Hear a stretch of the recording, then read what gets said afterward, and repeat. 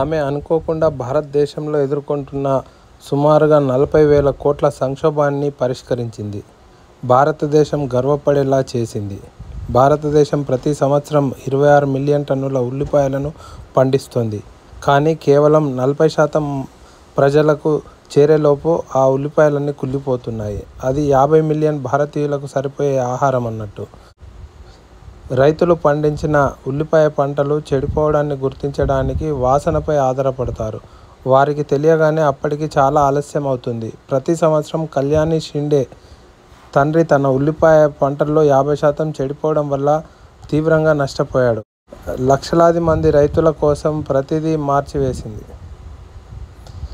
కళ్యాణి ఎవరూ ఊహించని విధంగా చేసింది. తన తండ్రి బాధపడడం చూడలేని కుమార్తె.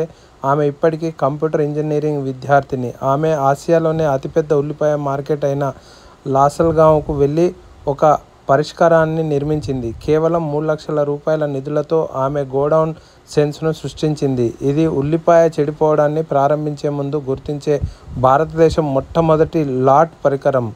ఈ ఎల్ఓటి పరికరం వీటిని ట్రాక్ చేస్తుంది. నిజ సమయంలో ఉష్ణోగ్రత మరియు తేమ మార్పులు ప్రారంభ దశలో చెడిపోవడం వల్ల వాయు ఉద్గారాలు కేవలం 1% మాత్రమే కుళ్ళిపోవడం ప్రారంభించినప్పుడు హెచ్చరికలను పంపుతుంది. నేడు ఆమె ఆ పరికరాన్ని ఉపయోగించే రైతులు తమ ఉల్లిపాయల్లో 20-30% ఆదా చేస్తున్నారు.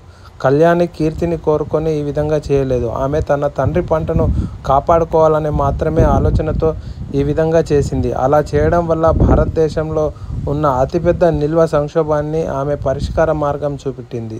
కళ్యాణి చేసిన ఈ యొక్క చిన్న ఐడియా భారతదేశంలోని ఉల్లి రైతులకు ఎంతో మేలు చేసిందని చెప్పుకోవచ్చు. Hats up to Kalyani. Please subscribe my channel, like and share it. Thank you very much for your support.